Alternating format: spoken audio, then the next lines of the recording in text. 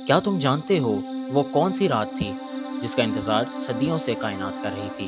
ایک ایسی رات جب مکہ کے پہاڑوں پر خاموشی چھا گئی، جب ستارے اپنی جگہ تھم گئے اور آسمان کے دروازے کھل گئے۔ لوگ کہتے تھے وہ جادو ہے، کوئی کہتا تھا یہ دیوانگی ہے، مگر وہ تو کلام الہی کا پہلا لمحہ تھا۔ ہزار مہینوں کی عبادت ایک طرف اور اس رات کا ایک سجدہ ایک طرف۔ سورۃ القدر، وہ راز جو 1400 سال سے سینوں میں دھڑک رہا ہے۔ انا انزلناہ فی لیلۃ القدر، کائنات کی وسعتوں میں چھپی وہ ایک رات جس کی تلاش نے صدیوں سے اہل ایمان کے دلوں میں ایک تڑپ پیدا کر رکھی ہے۔ ایک ایسی رات جس کا تذکرہ خود خالق کائنات نے اتنے پرشکو انداز میں کیا کہ عقل انسانی دنگ رہ گئی۔ اور تم کیا جانو شب قدر کیا ہے؟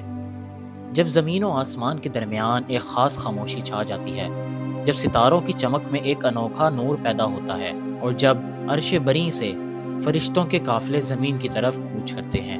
یہ محض ایک رات کی کہانی نہیں، بلکہ یہ انسانیت کی تقدیر بدلنے والے اس لمحے کا بیان ہے جب کلام الہی کا نزول اس دنیا کے اندھیروں کو مٹانے کے لیے شروع ہوا۔ لیکن سوال یہ ہے کہ وہ کون سی حالات تھے جن کے پس منظر میں اس سورہ کا نزول ہوا؟ مکہ کے تپتے ہوئے صحراؤں میں کفر و شرک کے سائے تلے مسلمانوں کی وہ کیا تڑپ تھی جس کا جواب قدرت نے لیلۃ القدر کی صورت میں دیا۔ تاریخ کے اوراق جب اس دور کی طرف پلٹتے ہیں تو ہمیں مکہ کا وہ منظر دکھائی دیتا ہے جہاں چاروں طرف جہالت کے گھنے سائے تھے، مگر ان اندھیروں کے بیچ ایک تڑپ تھی جو خاموشی سے انگڑائیاں لے رہی تھی۔ یہ وہ زمانہ تھا جب انسانیت اپنے اصل مقصد سے بھٹک چکی تھی، مگر قدرت کا پہیہ ایک عظیم انقلاب کی طرف گھوم رہا تھا۔ سورۃ القدر کا نزول محض ایک واقعہ نہیں، بلکہ ایک ایسی پکار تھی جس نے زمان و مکان کی قید توڑ دی تھی۔ نزول قرآن سے پہلے مکہ کے پہاڑوں اور غاروں میں ایک عجیب سی کشش اور خاموشی کا پہرا تھا۔ لوگ بتوں کے سامنے سر جھکائے کھڑے تھے، لیکن کچھ روحیں ایسی تھیں جو ان پتھروں سے مطمئن نہ تھیں۔ وہ تلاش میں تھیں ایک ایسی حقیقت کی جو کائنات کے ذرہ ذرہ میں رچی بسی تھی۔ مسلمانوں کے ابتدائی حالات، ان کی وہ بے چینی اور حق کی تلاش کا وہ جذبہ جو مکہ کی فضا میں ابھر رہا تھا، دراصل اس عظیم رات کا پیش خیمہ تھا۔ روایت کے مطابق سورہ کے نزول کا ایک نہایت ایمان افروز پس منظر ہے۔ ایک روز اللہ کے رسول صلی اللہ تعالی علیہ وآلہ وسلم نے صحابہ کرام کے سامنے بنی اسرائیل کے ایک ایسے شخص کا تذکرہ فرمایا جس نے 1000 ماہ تک مسلسل اللہ کی راہ میں جہاد کیا اور اپنی پیٹھ سے تلوار نہیں اتاری۔ ایک اور روایت میں اس عابد کا ذکر ملتا ہے جس نے 1000 ماہ صرف عبادت الہی میں گزار دیے۔ جب صحابہ کرام نے یہ سنا تو ان کے دلوں میں ایک عجیب سی حسرت اور رقت کا جذبہ پیدا ہوا۔ وہ سوچنے لگے کہ ہماری عمریں تو مختصر ہیں، ہم اتنی طویل زندگی کہاں سے لائیں گے کہ 1000 مہینوں تک مسلسل سجدہ ریز رہ سکیں یا جہاد کر سکیں۔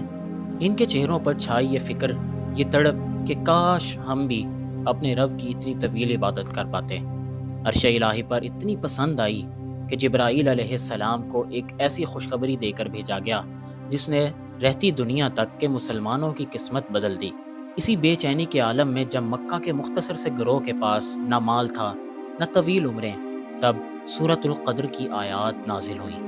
یہ ایک اعلان تھا کہ اے گروہ مومنین، اگر تمہاری عمریں مختصر ہیں تو غم نہ کرو، تمہارا رب تمہیں ایک ایسی رات عطا کر رہا ہے جو ان تمام 1000 مہینوں کی محنت پر بھاری ہے۔ یہ پس منظر ہمیں بتاتا ہے کہ اللہ کو اپنے بندوں کی تڑپ کتنی عزیز ہے۔ وہ فضا جس میں سورہ اتری وہ معجزاتی تھی۔ مکہ کی وادیوں میں جب پہلی بار الفاظ گونجے کہ ہم نے اسے قدر کی رات میں نازل کیا، تو گویا کائنات کا ذرہ ذرہ نور کی گواہی دینے لگا۔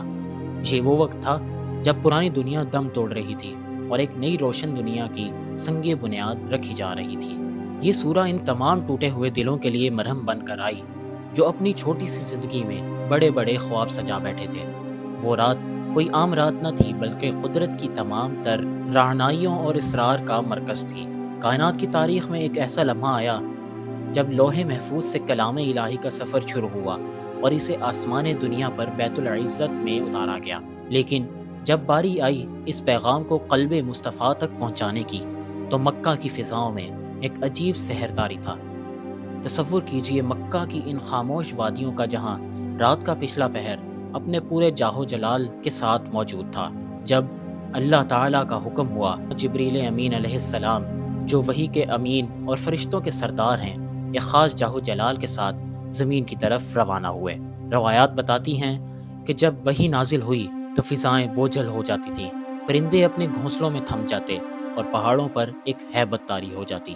جب جبرائیل امین علیہ السلام اس سورہ کے الفاظ لے کر رسول اللہ صلی اللہ تعالیٰ علیہ وآلہ وسلم کی بارگاہ میں حاضر ہوئے تو وہ کوئی معمولی ملاقات نہ تھی، یہ خالق اور مخلوق کے درمیان رابطے کا وہ لمحہ تھا جس نے کائنات کی تقدیر بدلتی تھی۔ جب سورۃ القدر کے یہ الفاظ پہلی بار زبان رسالت پر جاری ہوئے تو مکہ کی ہواؤں نے انہیں چوم لیا ہوگا۔ اللہ کے نبی پر اس وقت وحی کی وہ کیفیت طاری تھی جو بوجھل بھی تھی اور نہایت پرنور بھی۔ جب رسول اللہ صلی اللہ تعالیٰ علیہ وآلہ وسلم نے مکہ کے اس چھوٹے سے مظلوم مگر پرعزم گروہ کے سامنے ان آیات کی تلاوت فرمائی تو گویا ان کے مرجھائے ہوئے دلوں میں زندگی کی نئی لہر توڑ گئی۔ وہ مسلمان جو قریش کے ظلم و ستم کی چکی میں پس رہے تھے، جو سماجی بائیکاٹ اور جسمانی اذیتوں کا سامنا کر رہے تھے، ان کے لیے یہ صورت ایک بہت بڑی خوشخبری اور ڈھال بن کر آئی۔ صحابہ کرام کے چہروں پر اس وقت جو حیرت اور خوشی تھی، اس کا اندازہ لگانا نہایت ہی مشکل ہے۔ وہ لوگ جو اپنی مختصر عمروں اور کمزور وسائل کی وجہ سے پریشان تھے کہ ہم پچھلی امتوں کے عابدوں کا مقابلہ کیسے کریں گے، جب انہیں بتایا گیا کہ تمہارے پاس ایک ایسی رات ہے جو 1000 مہینوں سے بہتر ہے، تو ان کی آنکھوں میں آنسو آ گئے۔ یہ آنسو شکر کے آنسو تھے، یہ آنسو اس احساس کے تھے کہ اللہ نے انہیں کتنا بڑا مقام عطا کر دیا ہے۔ مکہ کی تنگ گلیوں میں جہاں کفر کا غلبہ تھا، وہاں اب لیلۃ القدر کے چرچے ہونے لگے۔ اللہ کے نبی نے جب یہ صورت صحابہ کرام کو سنائی تو آپ کا لہجہ نہایت پرکشش اور پرتاثیر تھا۔ آپ صلی اللہ تعالیٰ علیہ وآلہ وسلم نے انہیں بتایا کہ یہ رات صرف ایک انعام نہیں بلکہ ایک موقع ہے اپنے رب کو پانے کا۔ آپ نے اس رات کی تلاش کا حکم دیا اور اس کے فضائل اس طرح بیان فرمائے کہ صحابہ کرام کی راتوں کی نیندیں اڑ گئیں اور وہ شوق بندگی میں سرشار ہو گئے۔ مسلمانوں کے لیے یہ صورت ایک روحانی طاقت بن گئی۔ انہیں محسوس ہوا کہ اگر پوری دنیا بھی ان کے خلاف ہو جائے تب بھی ان کا رب ان کے ساتھ ہے اور اس نے انہیں ایسی نعمتوں سے نوازا ہے جو کسی اور کے پاس نہیں ہے۔ یہ وہ ماحول تھا جس میں سورۃ القدر نے جنم لیا اور مسلمانوں کے ٹوٹے حوصلوں کو پہاڑ جیسی بلندی عطا کر دی۔ جب سورج ڈھلتا ہے اور اس مخصوص رات کا سایہ زمین پر پڑتا ہے تو قدرت اپنے تمام خزانے کھول دیتی ہے۔ یہ محض گھڑیوں کا گزرنا نہیں بلکہ یہ رحمتوں کا وہ سیلاب ہے جو گناہوں کے داغ دھونے اور تقدیر بدلنے کے لیے آتا ہے۔ اس رات کی فضیلت کا عالم یہ ہے کہ لفظوں کی مالا اس کا احاطہ کرنے سے قاصر ہے۔ ذرا تصور کیجئے، ایک عام انسان کی اوسط عمر 60 یا 70 سال ہوتی ہے، لیکن اللہ تعالیٰ نے جب اپنے حبیب کی امت کو ایک ایسی رات عطا کر دی ہے جو 83 سال اور 4 ماہ کی مسلسل عبادت سے بھی زیادہ قیمتی ہے۔ اس ایک رات میں کی جانے والی توبہ، مانگے جانے والی دعا اور کیا جانے والا سجدہ انسان کے نامہ اعمال میں اس قدر اجر لکھوا دیتا ہے جتنا کوئی شخص اپنی پوری زندگی کی محنت سے بھی حاصل نہ کر پائے۔ یہ رب ذوالجلال کا وہ کرم ہے جو صرف اور صرف امت کے لیے مخصوص کیا گیا ہے۔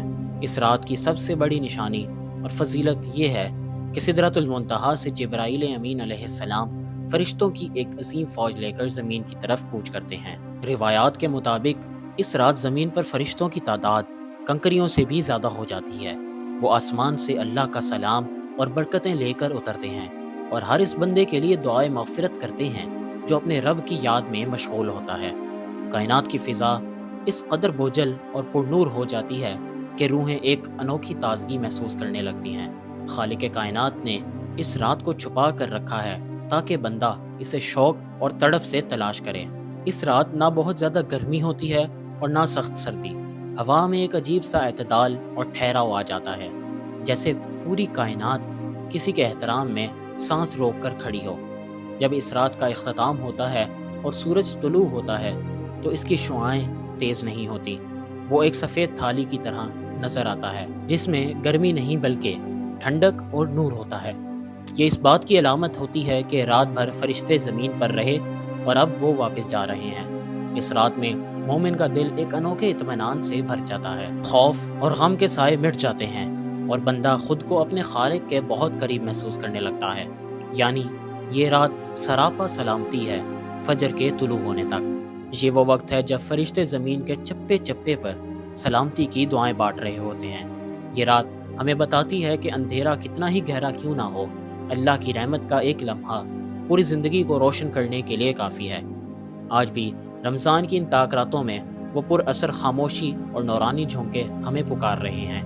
یہ موقع ہے اپنی بگڑی بنانے کا، یہ موقع ہے اس راز کو پانے کا جو 1400 سال پہلے غار ہرا سے شروع ہوا اور آج بھی ہماری روحوں کی پیاس بجھانے کے لیے موجود ہے۔